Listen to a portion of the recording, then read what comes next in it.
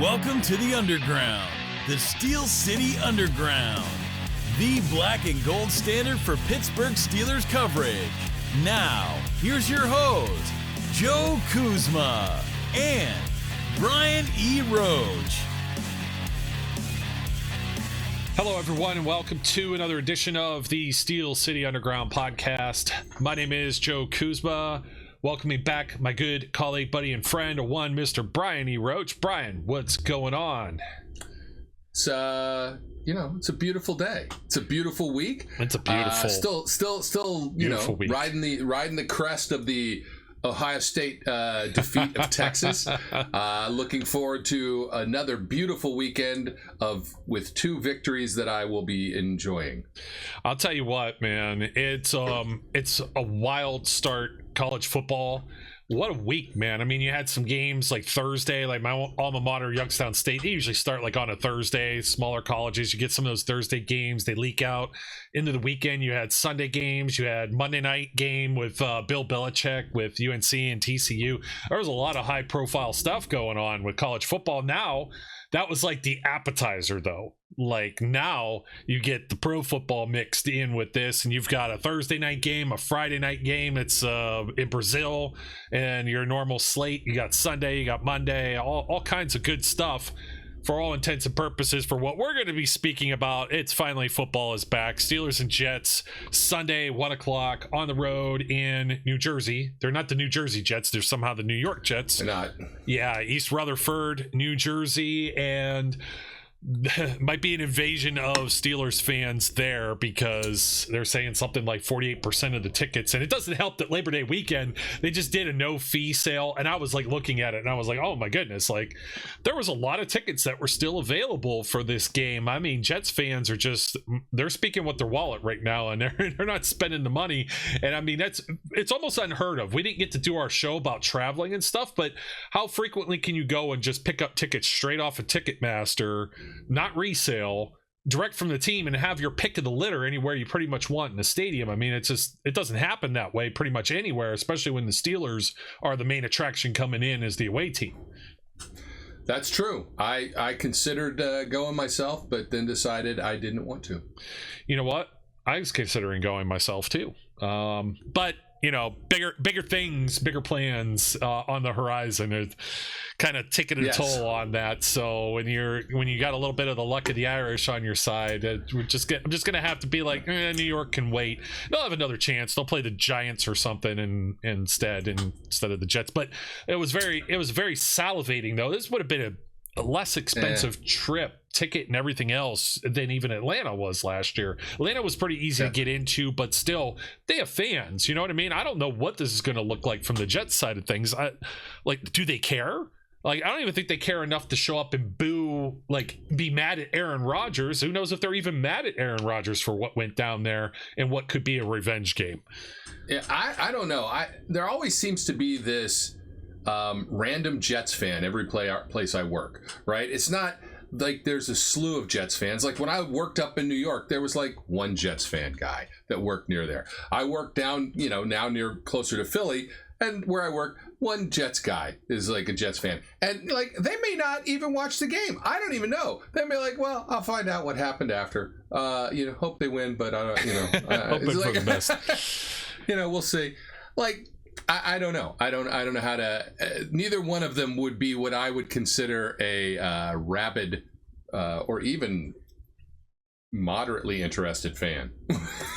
Yeah, I mean, the only thing I could think of even remotely connected to me is going down and being at Geneva College and being down on that field there and seeing Joe Namath's name up on the the nameplate there, Beaver Falls, Pennsylvania.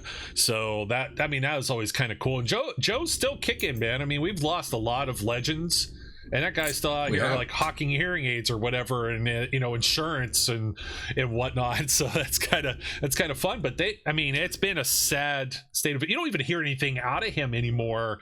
He used to at least criticize the team. Some, like Terry Bradshaw, still comes around and is like, oh, this, that, and the other thing about the Steelers organization. You don't even hear it from Joe Namath as much. At least you would think you would. If he did say something, the New York media would be like all over it and amplify it some. It's just like this apathy, I think. toward the team. And the Steelers, historically, the Steelers have kind of owned this series as just kind of an introduction to this. This is the 29th overall, 27th in the regular season meeting between these two teams. The Steelers have a 14-game advantage overall, 21-7, a 12-game lead in the regular season series, 19-7. Let's see. Steelers have captured both of their playoff meetings. The Steelers have a .75 overall win percentage against the Jets. That's tied for the third highest against any NFL opponent in franchise history. A minimum of 10 head-to-head games. And that's kind of, I think, the rest of these are kind of just like, yeah, who cares, right? Yeah. But I mean, the one that we're really cared about is, the title of the show and talking about whether or not this is a revenge game. And I think Jerry Dulac was out here promoting the fact that this is the first time you had two quarterbacks who had started for the opposing team facing each other in the first game of a regular season. That sounds confusing, a little hard to say it and let it roll off the tongue, but Justin Fields having started for the Steelers week 1 last year, and then Aaron Rodgers having started for the New York Jets last year, and now they flip positions, are going to face each other. I don't know how much of a revenge game this really is for Justin Fields. I don't know. Is there real revenge? Like Mike Tomlin was asked and finished his presser about, it's a kind of like a two-way street. He chose to go there, and that's the end of it. So what are the over-under odds that CBS does some kind of like a Freaky Friday flip switch where they're like, last year, and then they spin them all around, and then this year, I bet you they do something dumb like that. I don't know. Is it a Justin Fields revenge? Is there a revenge? The only for revenge Fields? Is, you paid me too much, or you didn't want to pay me as much. I don't know. I mean, they made him an offer. We know they made him an offer. He chose to go someplace else. I don't think that's revenge. There is certainly potentially some animosity with Aaron Rodgers and the Jets because of the way they handled his departure. He may, regardless of what he says, he may have some animosity towards that organization and hope to inflict some form of revenge upon them. I don't know. Yeah, I think it's an Aaron Rodgers revenge game for sure. And maybe not so much revenge it's Aaron Glenn. It's his first year there, new head coach, different staff. Not so much revenge against like an Aaron Glenn, but maybe, what is it? Woody Johnson, the owner, the hierarchy of that organization, and just kind of, look, I still can do this and that. It was just kind of a weird way that he was let go, Aaron Rodgers. They brought him in, and he met with them, and they were like, do you still want to play football or something? It was like a very brief meeting in which they wasted his time coming all the way out there. That probably doesn't sit very well with him. And he's just thinking about, the familiarity between between the two teams. I don't think it's going to be a good thing for Justin Fields versus it being a good thing for Aaron Rodgers. I think there's more of an impact there with Rodgers. I think Rodgers knows the talent that's on that roster, and I think he knows whatever weaknesses there may be to attack, and we're going to see Arthur Smith's schemes. We're going to see what that's going to look like. We got a new extension for Jaylen Warren, so I think Jaylen Warren, I think this is important because a lot of people are in fantasy world here too. I did my draft like a week ago. Not particularly thrilled with my team this year, but I got a D+ in my draft grade last year. Ended up winning the whole thing, so Yahoo. But Jaylen Warren, he's part of my stable of guys, and everybody's like, "Oh, Caleb Johnson." I saw Flash tweeting this stuff out earlier too. Caleb Johnson, I don't think is going to be somebody who sees a lot of action early. I think he's going to be eased in. I think he also feels like one of these backs that needs a little more volume to get going, perhaps. But I don't know that they're going to risk a whole lot. If he has like 5 carries, that might be it. They just didn't give this money for Jaylen Warren to not play in the game. And we're talking about a split that's probably at least 60 for Jaylen Warren, if not 70, and then the leftovers for Kenneth Gainwell and then Caleb Johnson. Probably. I'm playing a fantasy football game this year because they roped me into it at work. Oh. And I did my normal, I just want to be a Rooney thing. You can't do that. There's not enough players. There's not enough. I don't care. That's what I do. I did have to hold my nose a little bit and draft Aaron Rodgers, but that's beside the point. He's a Steeler now, so I'll deal with it. Yeah, I didn't do Aaron Rodgers. I have more Steelers than I probably like a little more share because I took DK to Boswell in the defense, and now they really carried me. Yeah, just getting back to Johnson. I mean, he had a lot of time in the preseason, and different reports throughout camp and stuff like that. I just don't expect him to come out and carry the ball 15 to 20 times over Jaylen Warren especially with this contract that just dropped. So Jaylen Warren's the guy. Kenneth Gainwell is the experienced guy. We've seen this before. I don't want to put Caleb Johnson in Benny Snell territory. I'm going to put him in like James Conner territory. Remember how badly we wanted to see James Conner? And we never got to see him. Bell never came off the field, and Conner was, RB2. I think Johnson's probably firmly like a 2B or a 3 on this depth chart as it stands right now. You might see him a little later in the season, but I think firmly, unless there's something, knock on wood, injuries or otherwise, it's going to be a Jaylen Warren game. And then you're going to have Aaron Rodgers working off of that, maybe with some play action, with some quick passes. I'm going to say the one thing that's going to look different, and nobody thinks that these teams are going to light up the scoreboard when we get later into, the predictions, over-unders and stuff like that. But Aaron Rodgers, I think if he puts up maybe the same amount he's going to put up better stats than Justin Fields did in Pittsburgh last year. Absolutely. Yeah. I would be stunned if he didn't. He'll be on par with Russell Wilson's stats. Maybe nudge that just a little bit, but he's not going to go out there and be Joe Burrow or Josh Allen or somebody like that. He will definitely do better than Russell Wilson end of the season. He probably won't do as well as Russell Wilson against the Bengals during that one game. That was wild. What a cold game. I was just thinking about that. I was there. Yeah. You make a good point with that, but what I wanted to go with that toward the end of the season, what started to happen? And this happened with Fields too, by the way. These were the guys we were talking about all last year. They hold the ball forever. They sit there, they wait. They're like waiting like to cross the street. And then the light never goes off. You know what I mean? Aaron Rodgers ain't going to have that problem, I don't think. No, so you're going to agree. Yeah, so even if he's throwing the ball into the stands, I don't know that he's going to get hit a lot, sacked a lot, or anything like that. I think that much will complement with the Steelers. So that Rodgers factor, I think, will be pretty definite. Now, I wonder what the rest of the factor will be. DK Metcalf, Jonnu Smith. Maybe we'll put them into some of our predictions and stuff later with some of the matchups. Let's talk about Justin Fields, though, a little bit, because this is somebody that a lot of fans wanted back for 2025. And I was kind of middling on it. Everybody just thought, former first-round pick. This is a player that, sky's the limit. He hasn't been developed. He hasn't been coached properly, this, that, and the other thing. I don't know that the Jets have the support system to support him in the same way that Mike Tomlin, Arthur Smith, Steelers defense did. And then he's going to face a Steelers defense that is revamped. And that's without, we didn't get any injury report yet, but Elijah Vera Tucker out for the season now. Left tackle. Yikes. That's just, it doesn't bode well for this front four. You're going to have Cam Hayward, who's supposed to be playing, right? Everybody says it. Terrell Austin was just out there kind of alluding to it. Mike Tomlin blew it off, brushed it off, said, nope, there's nothing going on there.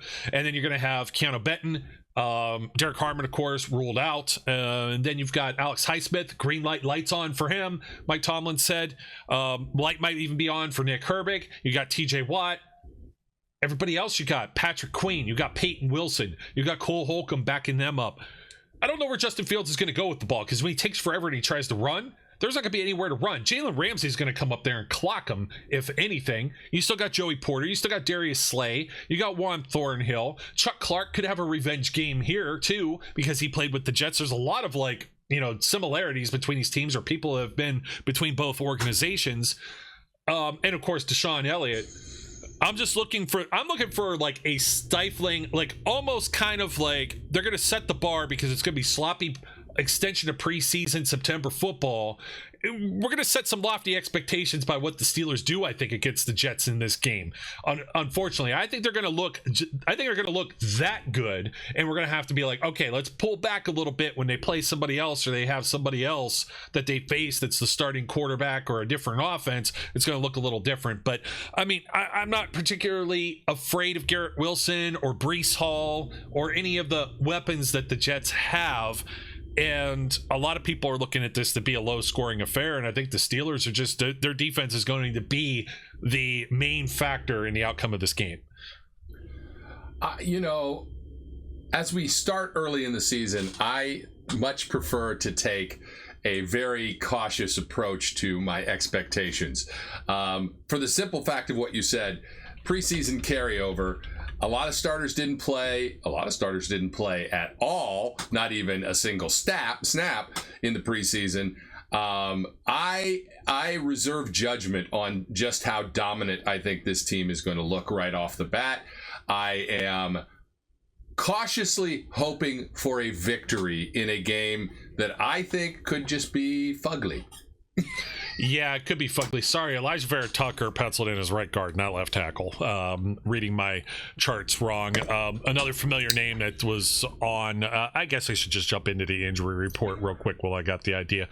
But I think the fugly part of it's going to be Justin Fields. That's what I think. And I think that constant, even with some miscommunication, you might get that game script that starts the game and the Jets find a rhythm somewhere in the first 3 series where they're able to run like a handful of plays. It might lead to a score, whether that's a touchdown, field goal, whatever, and then I think it's done. I think it dries up for them. I don't think there's going to be any kind of positive adjustments that will end up being made there. Like I said, I'm in wait and see mode. I don't feel like I learned anything in preseason, and that makes me cautious about what I'm going to expect. So it's like I feel like this is the first preseason game. Kind of, as far as the starters go, and I need to see what they look like. I've seen Ramsey and Slay in camp, and just seeing Juan Thornhill want to knock someone's block off. I mean, you thought I just hope he doesn't get ejected. Like Casey did some foolish stuff. I think Thornhill could be in that same territory. So we'll see. Another interesting one. Okay, so injury report. Let me jump into this real quick. We mentioned Vera Tucker already out for the season. That's a blow to them in their offensive line. We've got Sauce Gardner limited in practice. I don't know what it's going to look like. By the way, he's not limited because of a fibula. He's limited because he went on hot ones and he's got fire shooting out of his butt. That's why he's limited.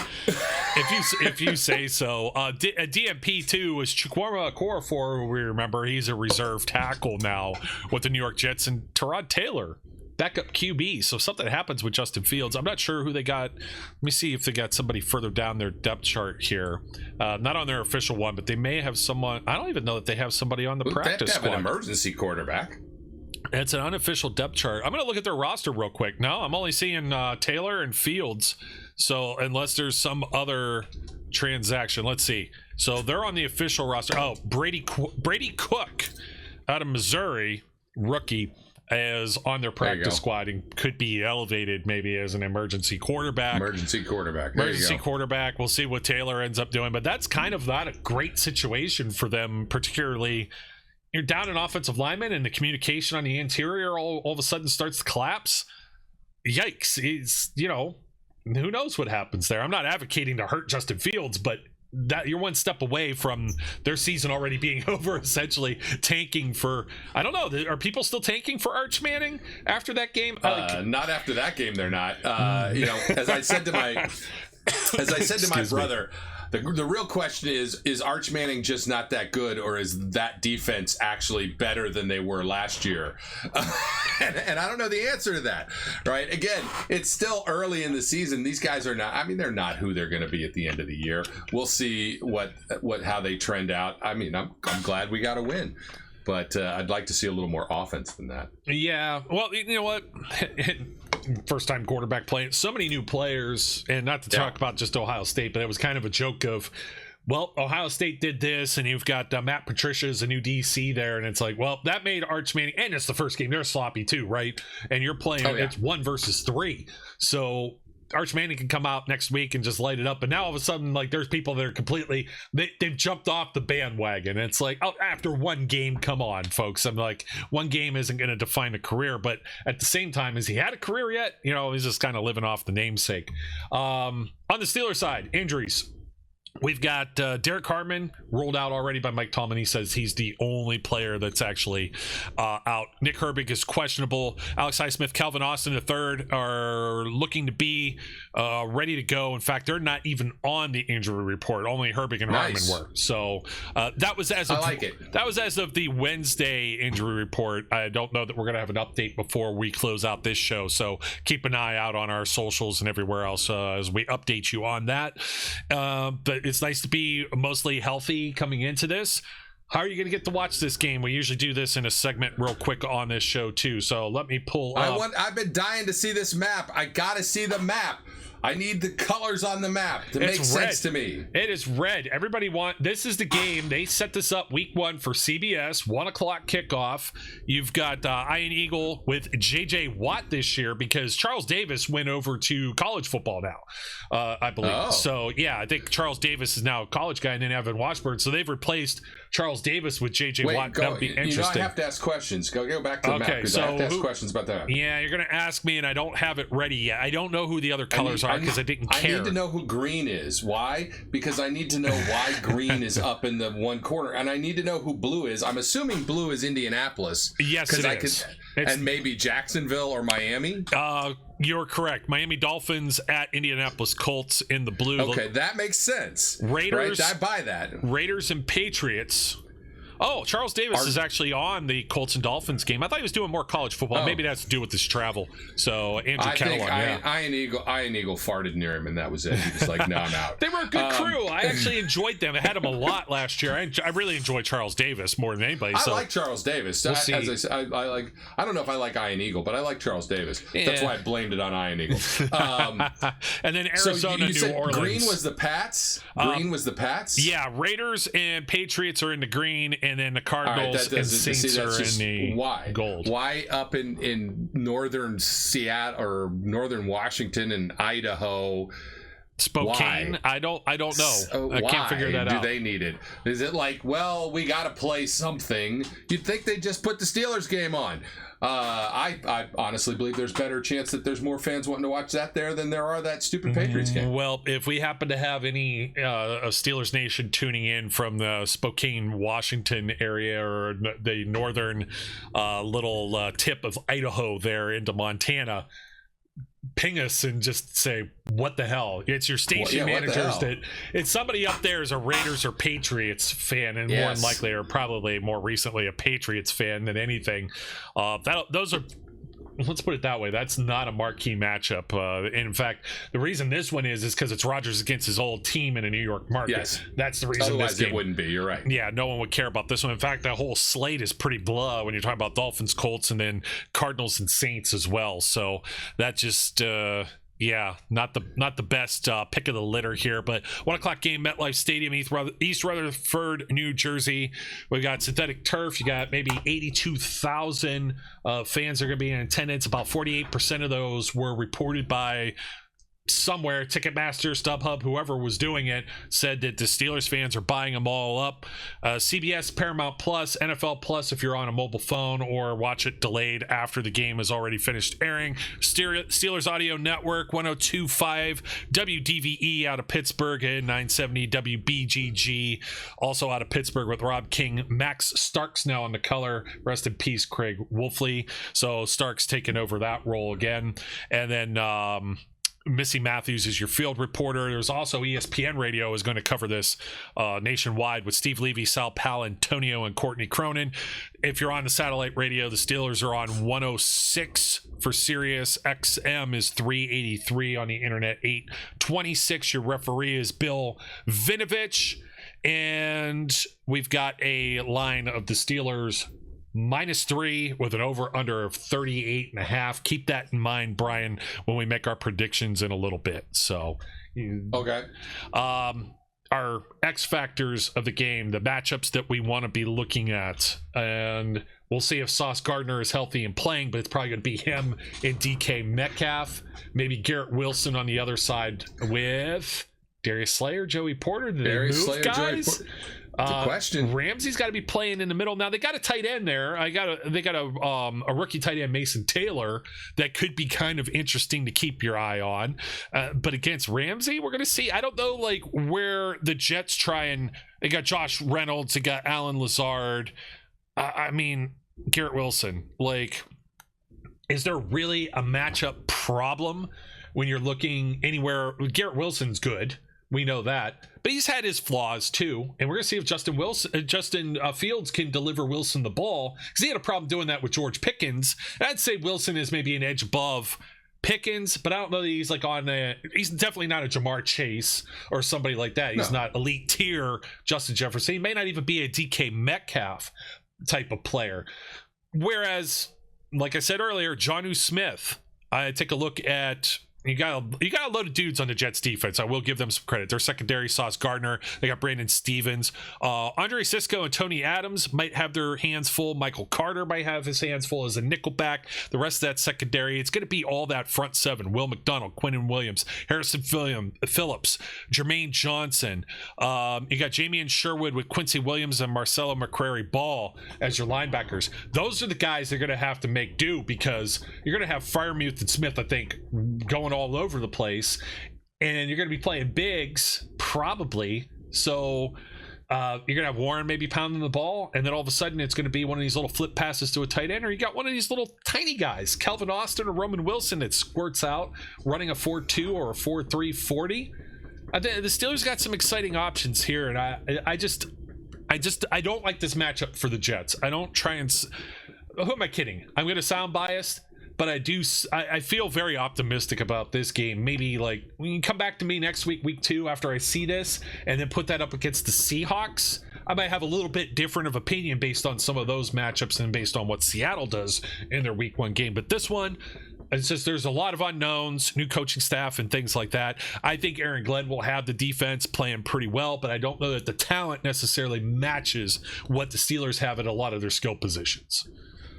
I think the Jets have a solid defense, and so it's really I don't necessarily think it's a bad matchup. What I think is this is a good first game for a revamped Steelers offense, because it's not a crap defense.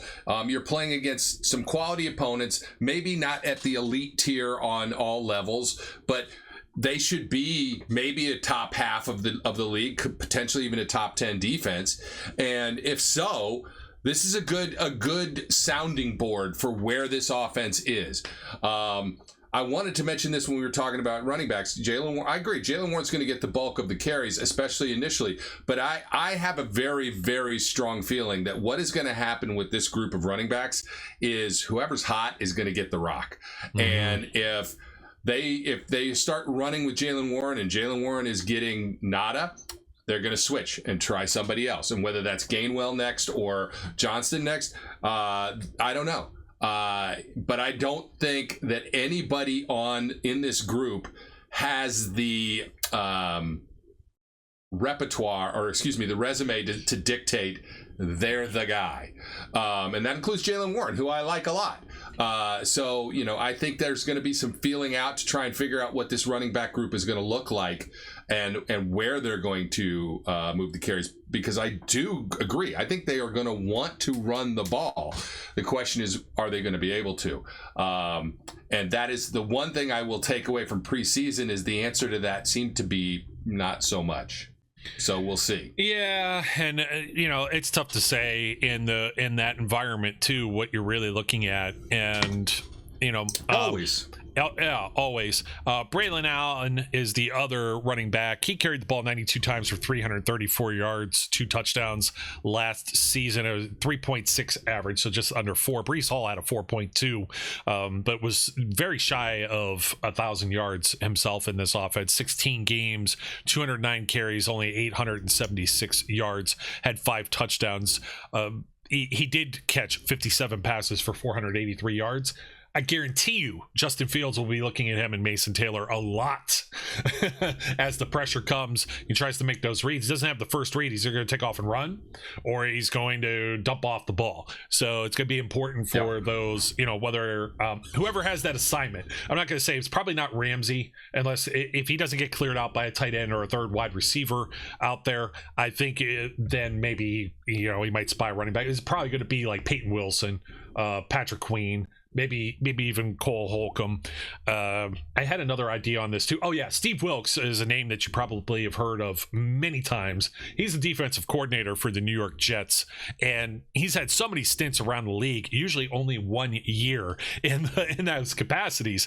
That is not a great resume. Yeah, he got to be a head coach 1 year for the Arizona Cardinals in 2018 after being with the Carolina Panthers. He did that he has 2 stints each of he actually got to Cleveland at one point here too, and then was a head coach in Carolina too. So he did like Carolina for a year, Arizona for a year, Cleveland for a year, and then wasn't a defensive coordinator or head coach for several years before I think an interim basis in Carolina in 2022. Defensive coordinator with the 49ers 2023, and now after not being a coordinator last season either, ends up with the New York Jets this season. And it's we'll see. They'll probably be more buttoned up, maybe against the run, maybe, but I don't think he's going to have like I don't think he has the same talent he would have had to deploy like he did with San Francisco.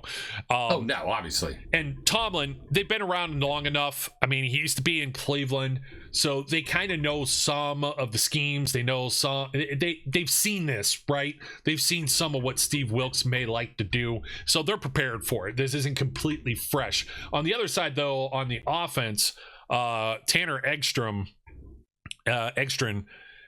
he goes from a pass game coordinator in Detroit, like offensive quality control. He had back in 2020 he was in the XFL, so within 5 years he now becomes an offensive coordinator for an NFL team. So it's a pretty lofty ascension there for this young man, and we'll see. We'll see what he has. Happens. Yeah, we'll see what happens there, because Aaron Glenn is not. He was brought in for defense. He's a defensive-minded coach, brought in probably for discipline, and brought in, let's face it, he's off of that part of that Belichick tree too at one point. So got off of the Lions' success.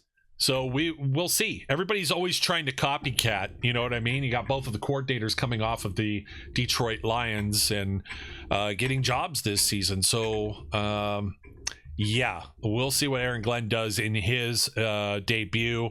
Predictions, Brian. I've got the Steelers. I think that 38.5 over under. I feel like that could be beat. I think that could be an over. I think that's exceptionally low. Are these offenses that bad? That's like 16 points for each side. I could see the Jets being held under 16 points, but I think the Steelers get to 20 plus. I don't think it's going to be 6 Chris Boswell field goals again like it was in Atlanta last year. Well, I hope not. Look, I'm going to bring something back that we haven't done in several years, which is this guy. What does the bobblehead say? Because, he has a pretty good win-loss record. I'm with you. I think the Steelers eke out a win. I don't think that the over is likely, to be honest with you. That's just my pessimism about where both squads are this early in the season. And your math is terrible, by the way. Put Maths with Joe up. 16 is 32, not 38. God, yeah. So your math is really 19, horrible. I am sorry. It'd be like 19.25 per team. I don't expect both teams to break 20, and it wouldn't surprise me if neither one of them does. But yeah, there you go. We got it back. I say yes. The bobble says yes. I did that last year too, man. I feel like such an idiot too. And you know what? I took like calculus in college. Like, I shouldn't be bad at math. It's just I don't use that same stuff anymore. Well, you know what I mean? Here's the thing. I took calculus in the 7th grade. Wow. So wow. I don't ask me to do it now. I don't remember any of it. I hear you on that loud and clear, my friend. Well, I got a Steelers victory. You got a Steelers victory? Yes. I and the bobblehead both agree. Steelers victory. But I think it's much closer, and it'll feel like a Steelers victory has felt over the past 4 seasons, where afterwards we're like, yeah, we won, but I feel like I need a shower. Yeah, I've got, at least on the Steelers end, some bonus coverage at the very, very tail end here. We have some updated injury report. Cam Hayward, day of rest. Nick Herbig, his participation, I can't talk or do math right now. His participation still limited, so we'll see if he suits up or if they just rest him. Maybe Jack Sawyer gets a little bit of time on the field on Sunday, which will be interesting. Well, if Nick Herbig's not there, I think he's gonna. So yeah, well, it got to be somebody, right? It's got to be somebody. So. Well, I think that does it, my friend. Well, before we've got 3 other games we have to at least give our impressions of. Oh, you know what? We never did our AFC stuff for this season either, and I don't know if I could do blow by blow in our full predictions for the Steelers. All I care about is who are they playing, and what do we think? Well, you got Browns and Bengals are against each other. Oh well, see, then there's only 2 games that we have to care about. Yeah. Well, Look, I will be honest. I would much prefer the Browns to come out of that with a victory, but I think the Bengals probably destroy them. It is in Cleveland. Don't care. Yeah, I'm probably Joe Flacco. Yeah, but you know what? Though? Don't care. The Bengals defense. Okay, do the Bengals? All right, we could do this quite simply. Are the Bengals better this year? Do they finish with a better record than they did last season? And I think I'll have to pull that up for you too if you don't remember what their record was last season. Well, here's the answer to that question. I expect Joe Burrow to be as good, if not better, this season than he was last year. And I don't expect their defense to be as bad. By no means am I saying their defense will be good, but it won't be as bad. So if Burrow is putting up 30-plus points in games, I don't think they're losing them this time. Okay. Well, all right. You have a 9-8 Bengals team last season. They were 6th in points for 27.8, but they were 25.5, which was 25 25th out of 32 teams. They're not climbing out of the bottom of the basement when it comes to points against. Points for, it's kind of hard for them to be better than what they were last year. 6th. Granted, they could be top 5. That might be 5th out of that. I don't know if Chase Brown is going to nudge them that much. I don't know about the offensive line. But, they still have T. Higgins and Jamar Chase and Joe Burrow. I mean, that core there could be backyard football. It's enough. Now, if you take that up against the Cleveland Browns. Now, Browns home game, the fans are going to be a little rowdy. They're still into it. They were 3-14 last year. They were dead last in points for 15.2, and they were 27th in the league. They were worse than the Bengals in points against. Just I don't know, these 0.1 more points per game. It's not a real point, right? But still, I don't know, man. The Browns I've defense. Yet to see anybody score a 0.1 point. A 0.1 point. I don't know what that play is. What play gets you 0.1 on the scoreboard? I don't know. I don't know what Cleveland's going to do to slow down. And Jim Schwartz usually has this he has a year or two of success, and then all of a sudden he flames out. Yeah. I'm not really sure that they've got enough guys outside of Myles Garrett to provide that pressure. I'm not sure that their secondary is any better or worse, any improved than it was last year. It's still a lot of the same old. You got Joe Flacco, who's running the ball. You've got some rookies. You got maybe some committee. I don't think their offensive line is better. Everything around the board there just doesn't really give you a whole lot of confidence other than they're playing at home. If they play in Cincinnati, I think they get smoked. If they playing in Cleveland, maybe it's a little bit closer of a game. I don't know what the odds are on theirs. Let me see real quick if I can pull that one up. And then, of course, the Browns get the Ravens next week, too. So that's nice 0-2 start for the Browns. Yeah.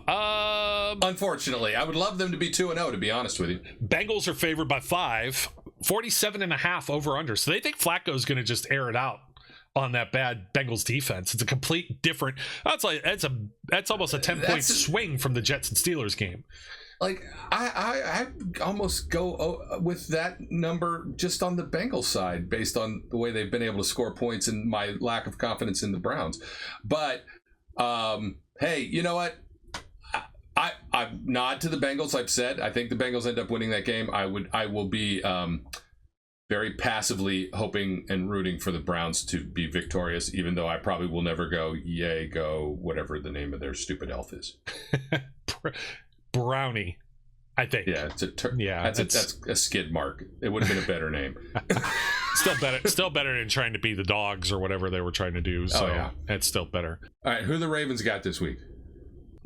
Okay, the Ravens, somewhere around here, Sunday Night Football against the Buffalo Bills in Buffalo, Brian. I should have known that one. I should have known that one because they were talking about Mark Andrews dropping the ball and returning back to Buffalo. He's cooked. I think he's mentally wrecked. They're never recovering from that. That's going to be the pinnacle of Lamar Jackson's postseason. And NFL career. Let's hope so. I'm going to. I hope the Ravens lose. I'm going to go with the Bills in that. That may be more wishful thinking than it is fact, but I am now hoping for definitely there to be only 2 teams in the AFC North that are victorious this weekend. It would have been nice if the Steelers could just come out there and do their own things. So we'll see what Zach Gore does as a second year as a defensive coordinator. I was going to get you the line on this one as well. We've got it's a push. It's a pick 'em. There's no favored team in this, but the over-under is 50.5. Holy Moses. 2 points off of the Bengals and Browns, though. Like, who do they think the Browns? I don't know. Where's all the firepower? It's got to be all from the Bengals. They must think the Bengals are going to lay like 40 points on Cleveland or something. But I don't think that's realistic. You've got one guy giving the spread. Then right here's a guy who's like, the spread's 5 points, and another guy is over there going, I think the Bengals score 37, and the Browns might get 10. Hey, the over/under's 48. They're not in sync. Yeah, I think the Bengals had a pretty decent defensive coordinator in Lou Anarumo. I think they let him go. I think that's a mistake, and I think that they might be further doomed. They should have never let Jesse Bates go, right? And on the flip side, they shouldn't have. No, and they didn't have anybody else. Like the Steelers moved on from Minka Fitzpatrick, but Jalen Ramsey in return. I think that's a pretty even exchange there. Might actually favor the Steelers depending on how we see this in the future. So do we think the Browns are better and worse than last year, 3 wins? I think they're in the same category. It might be a 4-win team. I didn't go through it blow by blow. But I don't. Yeah, I'd have to look at the schedule. I lean towards, can they be that bad again? I'll give them the benefit of the doubt and say they win 4 games. I don't think they've improved anything. I don't think there's anything there. They're just trying to. They're not going to have any games with Deshaun Watson. They will have 0 games with Deshaun Watson. That is an improvement in and of itself. Yeah, but they're trying to tiptoe out of his contract through this season. Yeah, they're trying to get on the backside of that, and then they have those picks because they passed on Travis Hunter. So for next year. So I think they're already, their eyes are looking ahead, and if for whatever reason Kevin Stefanski isn't there again, what a wasted year, and they just reboot everything again next year. I think it's just disastrous for their franchise. We'll see if Zach Taylor with the Bengals over 9 wins. They didn't make the postseason. I don't think 9 wins is enough in the AFC, especially the AFC North. So they're going to have to get to 10 somehow and not have a slow start. And the Baltimore Ravens, are they going to be like this unstoppable juggernaut that everyone predicts pretty much? Are they going to win the AFC North again? I know they're favored. I think that's fair to say. Both of us favored to repeat, but you don't have always a lot of repeat champions in this division. It just doesn't happen. And they've got that first place schedule. They do have some scrubby teams that they end up playing. We'll see if the Bears are any better. The Jets, the Patriots. They do have some favorable things on the schedule. They do have 3 straight road games, which I find is pretty interesting, and their buys in week 7, so they don't get that late by this time around. But can they improve upon 12-5 of last year? I don't think they do. I'm not sure they get to 12 this year. I think everybody in the division gives them 11-6 or 12-5. I think is very reasonable for them. Yeah, they're not going to get to 13. I don't expect them to win 13 games. Don't think so. Steelers won 10. I think that's where we're going to see the Steelers again. Maybe to 11. We'll see. Maybe 11. Maybe we'll see. I should have done more of a prediction thing, Brian. We dropped the ball. We could have done that earlier this week, but we were busy. Happy Labor Day to you. I hope that you had an enjoyable holiday and some time off. And you know ready that for I football. didn't. Oh, I know. I mean, you know I didn't have an enjoyable Labor Day. Why? You saw it on Facebook. Oh, my goodness. I didn't have an I enjoyable did. Labor Day. Man, Brian... buddy, man, ping pong cars. Yeah, never an enjoyable experience. That was your Mini Cooper. Just so wasn't everybody it? knows. Just so everybody knows, I'm at a stoplight with my dog Cooper in the backseat of my Mini Cooper, and sitting at a stoplight. Car comes from the left. Car comes from the right. The car coming from the right decides it wants to turn. The car from the left decides, I can get around him. I don't need to stop because he's turning. This guy goes, I can beat him, and then they whack into each other. This guy ricochets off that and hits me, and my car's undrivable.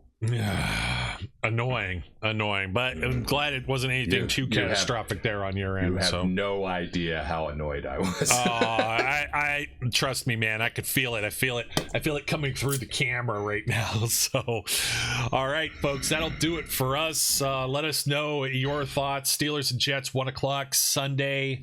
Week 1, here we go.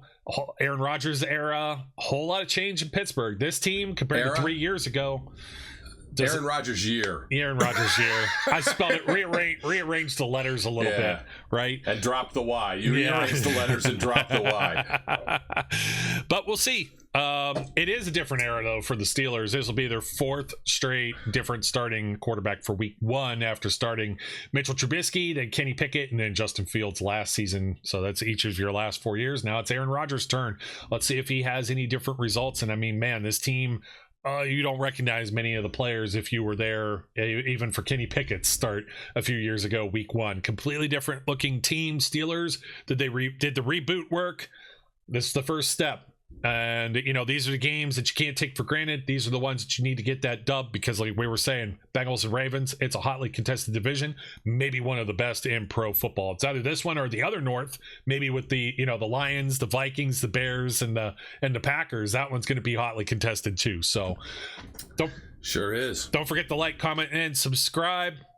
Watching or listening wherever you are, thank you for supporting Steel City Underground. My name is Joe Kuzma. His name is Mr. Brian E. Roach. Till next time, we encourage everyone out there to be safe, be good. Here we go, Steelers, and we'll catch you later. We would like to thank you for listening and remind our listeners to follow us on social media and our website, www.steelcityunderground.com.